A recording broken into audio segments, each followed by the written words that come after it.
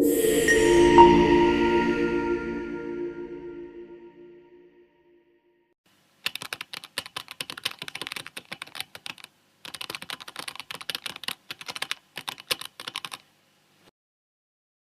का विषय छोटा है, लेकिन इसका असर पूरी दुनिया पर है।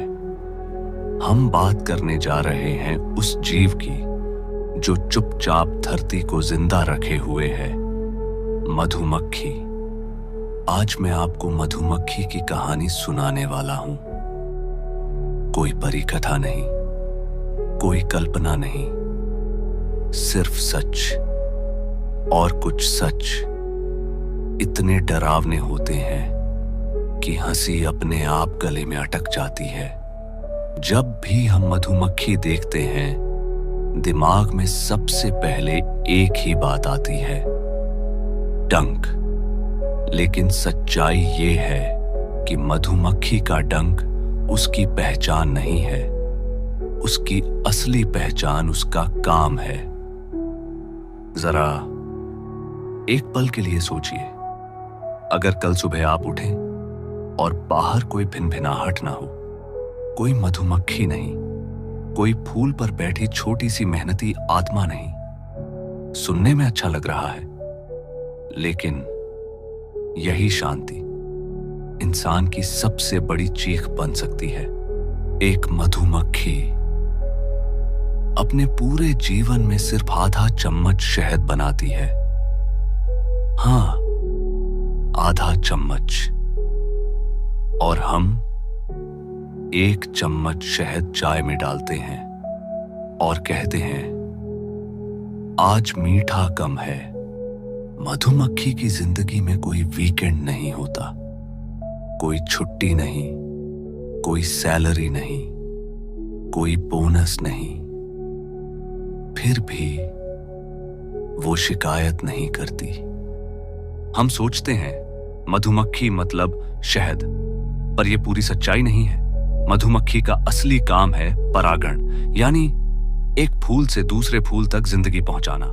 एक मधुमक्खी फूल से मीठा रस, नेक्टर लेने जाती है। रस लेते समय फूल का पराग यानी पीला पाउडर उसके शरीर से चिपक जाता है। मधुमक्खी को इसका पता नहीं चलता और वह उड़कर दूसरे फूल पर चली जाती है। जब वह दूसरे फूल पर बैठती है तो पहले फूल का पराग उस पर गिर जाता है। इसी प्रक्रिया को परागण कहा जाता है। परागण होने से फूल के अंदर बीज बनने की प्रक्रिया शुरू होती है। बाद में वही फूल फल में बदल जाता है। अगर मधुमक्खियां परागण न करें तो कई पौधों में फल और बीज नहीं बन पाएंगे। इस तरह मधुमक्खियां खेती और प्रकृति के लिए बहुत जरूरी हैं। यही उनका परागण करने का प्राकृतिक सिस्टम है।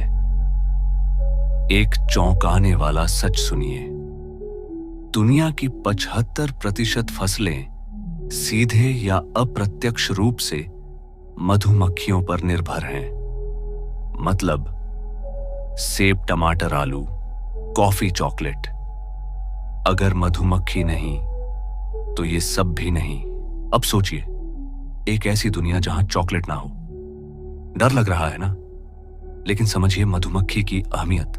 और बात सिर्फ स्वाद की नहीं है, बात है हमारे अस्तित्व की। सोचिए, खेत तो है, मिट्टी भी है, लेकिन फसलें नहीं उग रही।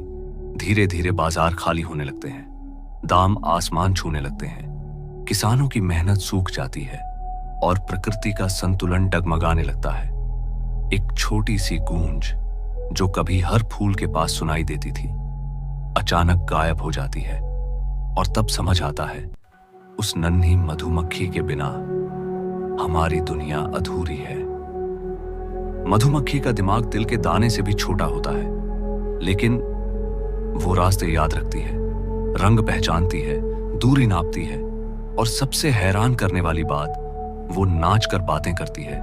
हाँ, नाच कर। इस नाच को कहते हैं वैगल डांस। मतलब एक मधुमक्खी पूरे छत्ते को नाच नाच कर बताती है, उधर 300 मीटर जाओ, पीले फूल हैं, रस ताजा है। और हम इंसान मैसेज पढ़कर भी सीन छोड़ देते हैं।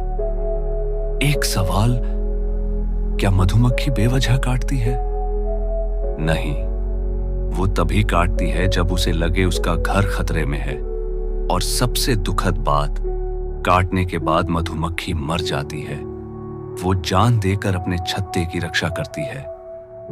सोचिए, कौन सा दुश्मन जान देकर हमला करता है?